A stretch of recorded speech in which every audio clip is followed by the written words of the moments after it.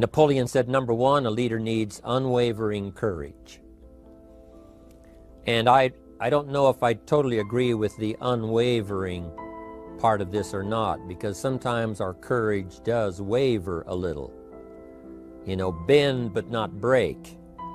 You know, courage mounts up, and then sometimes we have the doubts that creep in, and we reach a little deeper to find that courage that overcomes our doubts and our fears. So I would probably debate a little bit with Napoleon on this unwavering courage, because sometimes courage does waver. But as long as it stays, as long as in the end there it is to serve you, the courage to do what you didn't think you could do, the courage to step into territory that might be a little unfamiliar, the courage to talk to somebody you don't know, the courage to attempt conducting a meeting, the courage to give your first testimonial, the courage to, you know, solve problems you couldn't solve before, that kind of courage. The courage to stand up when it's sort of dark in your corner, the courage to do it when it isn't going your way, seemingly. The courage to try to have a good day in the midst of a bad day, that kind of courage. Wavering a little at times, yes, because we all have doubts that attack us. We all have small fears that creep in. That is the nature of life. But that's what faith is all about. That's what courage is all about. To serve us when our doubts will not serve us well. Faith to overcome fear, and courage to overcome our doubts. But that is a good quality, a good attribute for a leader, and that's unwavering courage. Second, Napoleon said self-control. That, of course, is the very essence of life itself, is self-control. Because we all have this warfare going on. You know, it's going on in the world, the warfare between liberty and tyranny. In our own body, the warfare between health and illness. The struggle is on. The struggle between light and darkness. The struggle between good and evil. I call it opposites in conflict. And as soon as you're born into the world, as soon as you find yourself and discover yourself on this spinning planet headed somewhere, you know that this exists. To be a civilized society, we must drive the dark side of our nature into a small corner and let the positive side flourish. Early, we must learn to exercise self-control. Power is a wonderful thing, but it must be exercised properly. It must be exercised to benefit and not to destruction. So self-control is certainly necessary to be a strong leader, so that you can become the best example. The example of having your temper well managed, to having that dark side of your nature under control. The best example of choosing wise words and not being careless, that kind of control. Control of your appetite, control of your desires, so that they fit into the positive side of life and not the negative side. Self-control, very important. Then he said a leader must have a keen sense of justice. How very true. Justice we become familiar with, you know, even when we're small. When certain things that happened or were done to us that something told us that wasn't right. Someone did us wrong. We have that sense of right and wrong, and it starts very early. Then we have to have that sense of utilizing what's right and what's wrong so that we develop this sense of justice, this sense of being fair, this sense of being on the positive side, on the right side. To minimize a person's mistakes, they need to have this sense of justice. We have to have justice when we're building an organization. You know, what's fair, what is a good balance. The marketing system that Mark put together has to be fair for everyone. If you have a customer and you take care of that customer, someone else cannot come along and take that customer. The same is true with the distributor. Certain rules and regulations, so that all of us have a chance to fit within this framework of fairness, justice, and what's right. Otherwise, enterprise cannot work. Otherwise, we have what we call, in a political sense, anarchy, where there is no justice, when might is the order of the day, power is the order of the day, not the law, not the rule, not what's right, but power. And we would all dismiss that. It's been a catastrophe in the last 6,000 years, the governments that resorted to power instead of democracy, that resorted to intimidation instead of freedom. And we all know the terrible toll that that takes. But it takes a toll not only politically in a country or politically around the world, but it takes a toll even in enterprise. It takes a toll in school if a teacher is unfair.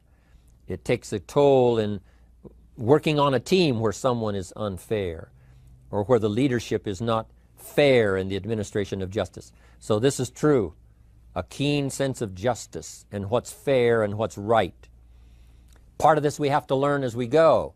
You know, you don't have it all the first year. You haven't got it all the second year, the third year.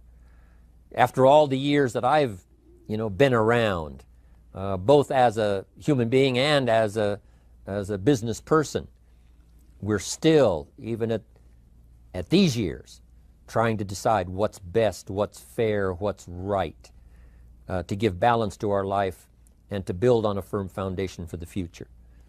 So I agree with Napoleon. Good idea. A sense of justice. Here's another one, he said. Definiteness of decision.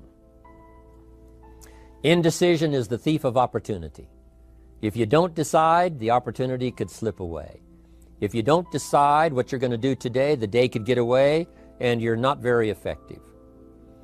I talked about in my recent travels about time management. And here's one of the best ideas of time management. Don't start the day until you have it finished. Is it possible to finish the day before you start it? And the answer is yes. If you don't finish it to the best of your ability, have some idea, some good plan, sure enough, the day escapes. And in the morning you say, let's see, what should I do now? In the afternoon you say, hey, time's getting away from me, what should I do now? And now most of the day is lost. Most of the day escapes not being utilized and doesn't work for you simply because you didn't make those decisions early, at the early part of the day. The decisions we make in the early part of our life sometimes last for a lifetime. The early decisions that you make about what you're going to do with your life as far as Herbalife is concerned, those decisions are vitally important.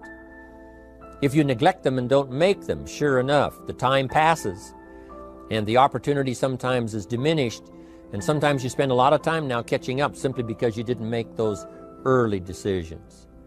So it's the decisions at the first of the day, it's the decisions at the early part of the month, it's the decisions at the early part of the year that greatly determines what kind of year you're going to have. The decisions you make in the early days of your marriage, sometimes those are the decisions that affect the marriage for a lifetime. The decisions you make at the first chance you see opportunity, those decisions, what you're going to do with it, how far you're going to take it, what it's going to be meaning to you in the years to come. Those early decisions are vitally important. Then we need decisions to correct poor decisions, to overcome our mistakes. It's possible, of course, for all of us to make unwise decisions. And at the end of 1 year, at the end of 1 week, 1 month, or at the end of a few years, we say, that decision cost me too much. Cost me a lot of time, cost me a lot of money, cost me maybe a good relationship, cost me a chance to be productive. But as long as you're alive, there's still a chance to use new decision power to correct the mistakes of decisions that were bad in the past. All of us have the opportunity to do that, but I think Napoleon was right here too. You got to be definite in making decisions so that the opportunity doesn't pass you by. Take advantage. Here's the next one. Napoleon Hill said, a good leader has definite plans. How important that is. And of all the years, I think, to cash in on Herbalife's momentum and make some plans for the future, this has got to be one of the greatest years. Herbalife in these 18 years now has created some incredible momentum, not only in opening up the countries, but momentum in the refinement of our marketing, momentum in developing new products, momentum in developing our support system. The key is now for you to make plans to ride on that momentum. Herbalife is like the tide that comes in, and the rising tide lifts all the ships, if they're in the water. If your ship and your boat is not in the water, even though the tide comes in that would lift all the ships, if yours is not in the water, then it doesn't benefit you. So here's what you should do. Have the same intensity to make your plans for the future as Mark Hughes has. As the President's team, Chairman's Club especially, make the plans for the Herbalife Company future, you've got to now make your plans. Don't let this momentum pass you by. Don't let this momentum go uncashed in on. Don't let it be like a lost cause for you. And maybe you've, because of the lack of plans, have lost a month or two, or you've lost a week or two, or maybe you've lost a year, and you were 10% effective instead of 100%. Now's the time to change all that and start making some plans. Your Herbalife plans, they're vitally important. You might as well cash in on the Herbalife plans for world expansion, the Herbalife plans for expansion within your country, the Herbalife plans for the expansion of the business, the incentives. Cash in on that, capture that, and say, I've got to have some plans that match Herbalife. Not necessarily match Herbalife in numbers, but that can match Herbalife in momentum, that can match Herbalife in cashing in on the opportunity, your plans for Herbalife expansion. You got to have some plans for your family, all right? You got to take your family along, don't leave them out. One of the challenges all of us have in making our plans is how to balance everything, to make sure that we don't regret at the end of the year, I spent too much time on that. I spent too much money. And then if you have, say, how can I not do that again? And construct some better plans so that you won't have any regrets at the end of a year to come, 5 years to come, 3 or 4, 5 years to come. Definite plans. The plans for the use of your money. One thing I've admired about Mark Hughes since I've met him all those years ago, once he started becoming successful, he had a splendid plan, not only for his personal success in terms of financial security, but in terms of the company. Because Mark has to look after the company and make sure that the company is secure, that the company has plenty of reserves, so that no matter what happens around the world, and when you're doing business in 37 countries, you can imagine what the challenge is to make sure the plans for each country are there, the backup plans, the financial plans, as well as products and opportunity and marketing. It is a challenge beyond comprehension to most of us what kind of planning that takes in terms of trying to make Herbalife secure for the future. I described it in one of the summit classes as Mark takes the same pledge that the President of the United States takes, and that is to preserve and protect and defend the Constitution, says the President. But Mark has to preserve and protect and defend the company to make sure it's viable, not just in America where it started, but all around the world in each country.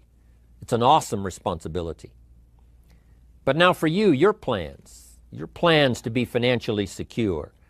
If you're starting to make some big money in Herbalife, I'm telling you, you got to have a good plan for your resources so that you find yourself secure regardless of what happens. I agree with Napoleon here. You got to have good plans. One more on plans, and that is the plan for your personal development. The plan to be better this year than last year. The plan to take the classes, attend the workshops, do everything you possibly can to show personal progress, not just financial progress, not just the progress of having one more car or one more home, but the progress of personality, the progress of communication skills, the progress of recruiting skills, the progress in how to deal with people, progress in using your influence so that it multiplies its power by 5 by 10 versus what it used to be. You need those kind of plans. A plan for personal growth, personal development, a plan to be all that you can possibly be in the years to come as you develop your Herbalife business and your life business and your family business, all of that. Got to have good plans. Next, Napoleon Hill had a good saying. It was something my father had and passed it on to me as a good philosophy, and here's what he said. A good leader has the habit of doing more than what he gets paid for. What an incredible philosophy this is. The habit of doing more than you get paid for. It's what we call the service that you put out like seeds in the ground that doesn't bring the harvest immediately, but the harvest is yet to come. It's called like putting out the capital in capitalism. Doing more than you get paid for means that you're getting ready for the next move up. Because if you do more than you get paid for, you've made an investment. The average person might think if I do more than the company requires, then they're ripping me off. I'm not getting paid for that extra time, that extra attention. But you must not view it that way. You must say, I'm getting there a little earlier, staying a little later, as an investment in my own personal future. Because I want that kind of reputation. I want that kind of philosophy to work in my life. Do more than you get paid for. And this philosophy works incredibly well in Herbalife. You make the Herbalife sale of the Herbalife products. Now you must do more than you've gotten paid for. Right? They've got the product, you've got the money. But you can't stop your investment there. Now you must develop the investment in time, effort, and energy in turning that new customer into a testimonial.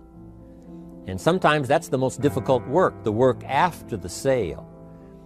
Because the sale might be fairly easy. Someone says, hey, I've been looking for this product, I need it, here's my money. But now you've got to stay with them, make sure they don't just buy the product, but that they use the product. And that they don't just use the product, they keep using the product. That's the work after the sale. But if you learn to make that kind of an investment and do more than you get immediately paid for, the payoff in the future can be fantastic.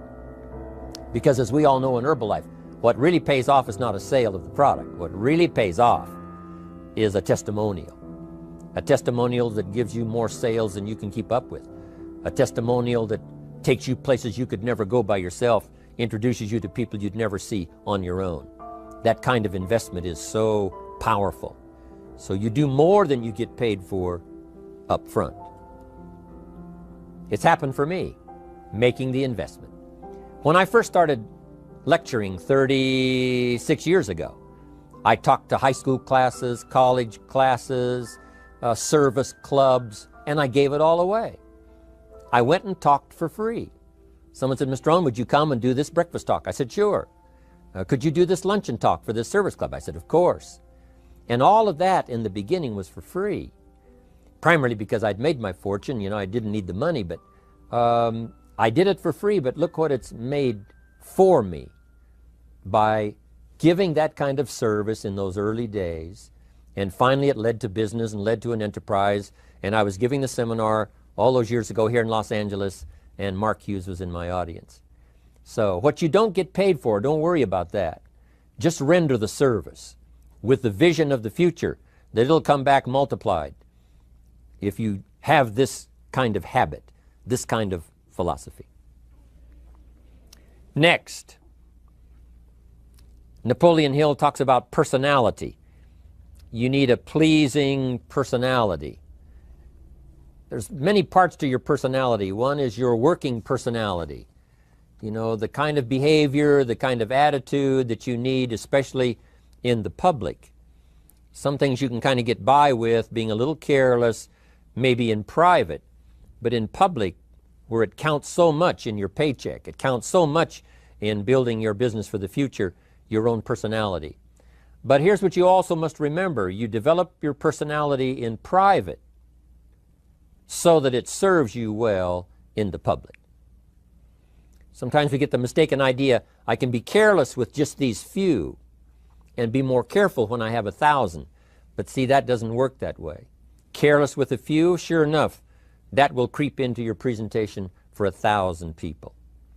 Here's the best practice, and the Herbalife opportunity in our marketing systems gives you the best chance to do that.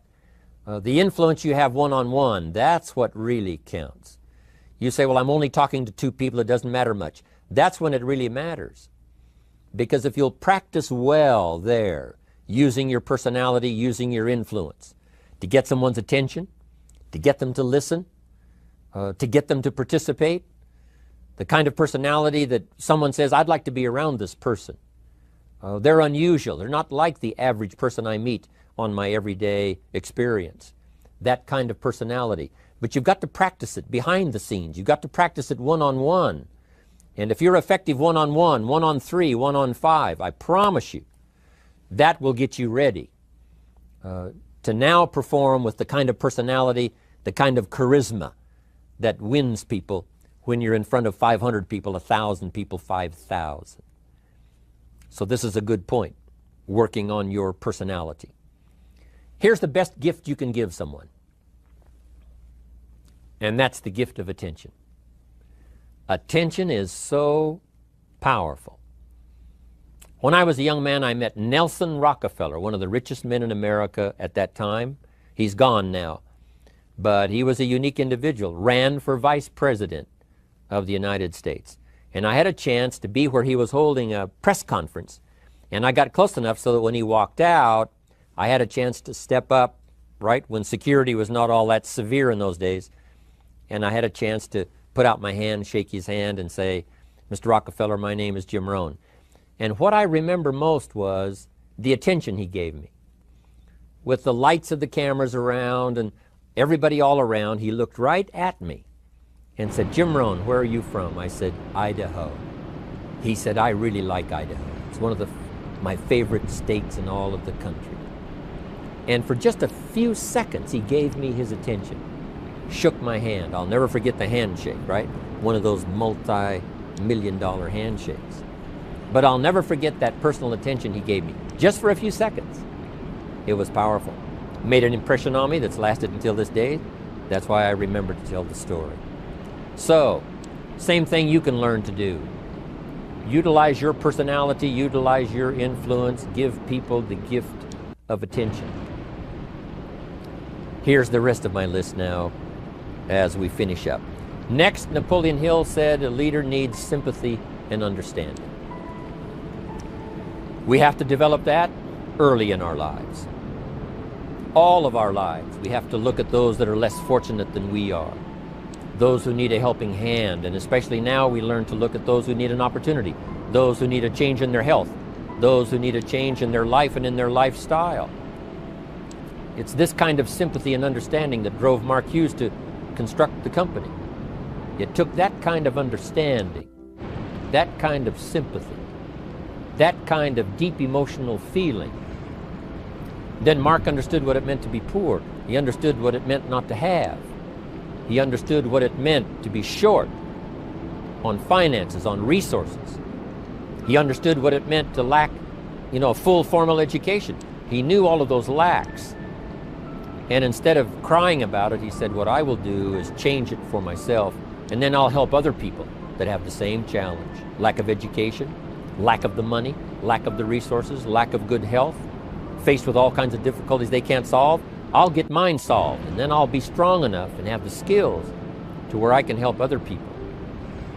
That kind of leadership quality is so powerful. That kind of understanding.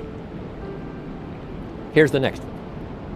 A leader must have, Napoleon said, a mastery of the details. How very true. All can be lost with just a couple of missing details. On the trip to the moon, everything has to work, right? There's several thousand moving parts. There's several thousand pieces to the project of getting to the moon and coming back, and all of them have to work. You can't have 10% of them working, 90% or 80%. They've all got to work. And then there's the backup systems for something if something goes wrong to back it up. That kind of mastery of detail is so vitally important. But here's what else to remember as far as Herbalife is concerned. The drama is in the details. Someone says, I lost 30 pounds. Well, 30 pounds is 30 pounds, but that's not the drama.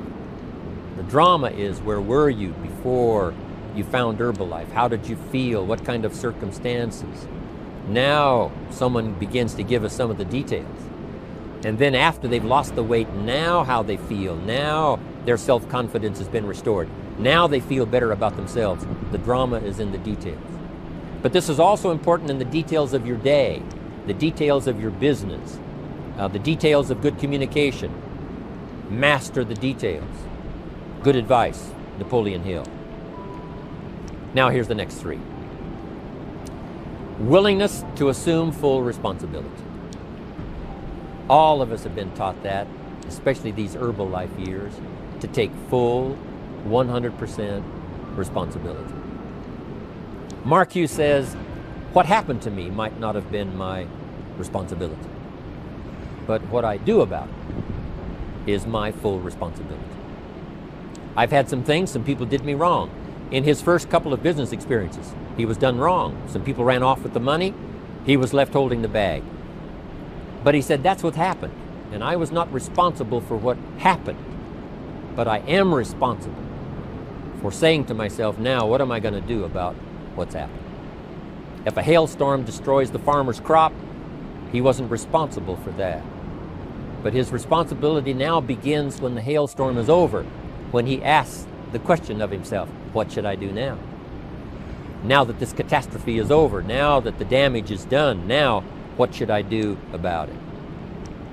And a philosophy I've taught all these years, it's not what happens to you that determines your future. It's what you do about what happens that determines your future. And this is a major part of it, accepting full responsibility. If you've got an organization, you're conducting meetings, and you're the leader, the responsibility ends with you. Someone else may mess up, make some mistakes, still your responsibility. Some things over which you have no control, understandable. But what you do about it now, how you fix it, the diplomacy you use, the strategy you use, that's the kind of responsibility now that depends on you. Also, you've got to be responsible for your future. Nobody's going to fix it. No one else is going to design it. No one else is going to come along and say, hey, I will make sure it all works well for you. You've got to take all the input, you've got to take all the testimonials, all the teaching, all the training, all the influence, then you've got to have the responsibility of designing your life.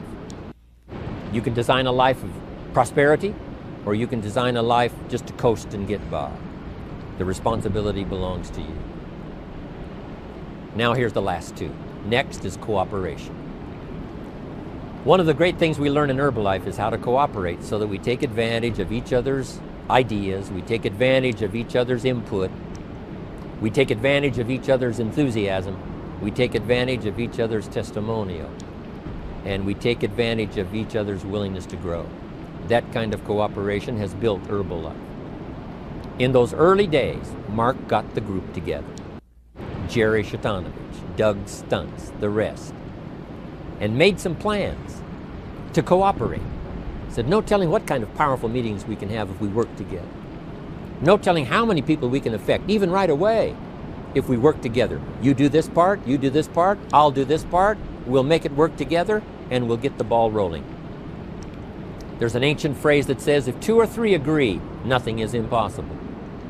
If they agree on the same project, if they agree on the same vision, if they agree on how to get there, I'm telling you, nothing is impossible. Nothing can stand in their way. Just two or three. What's exciting about Herbalife is now we have more than two or three. The president's team now is well populated. Even the chairman's club is growing. The millionaire team is awesome in its numbers as well as in its power. And the cooperation between all of us on the tabulator teams, as distributors, home office, support staff, 15th floor, wherever we come from. If we cooperate, there's nothing we can't do. There isn't anyone we can't touch. There is no country we can't finally get to with this incredible story.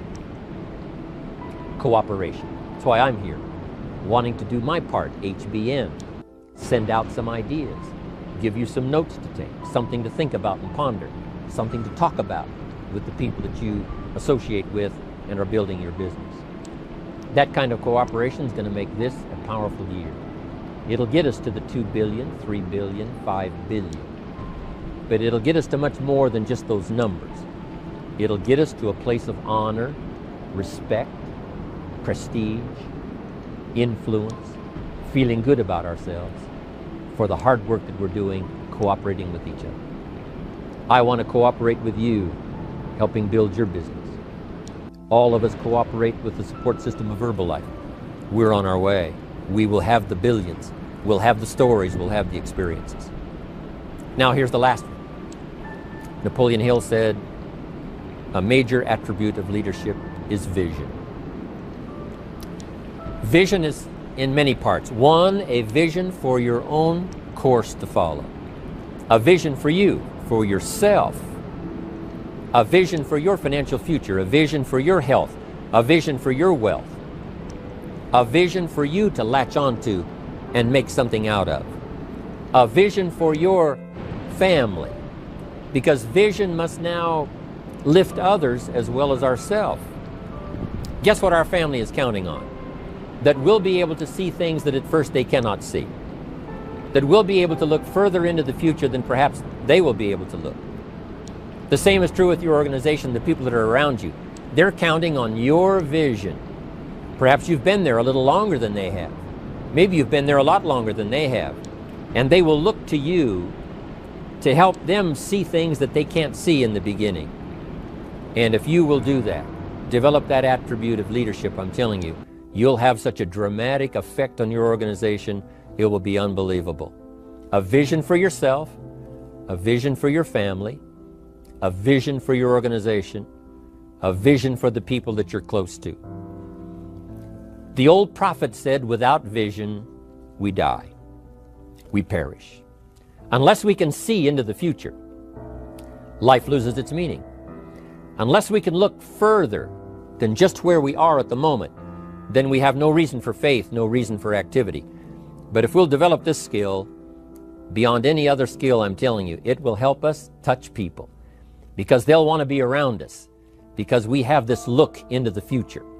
Not only the short-range vision of what we're going to do this week, this month, this year, but the long-range vision like Mark has, taking us to the 5 billion. You can have a vision that will take your organization into the future and bless everybody with success.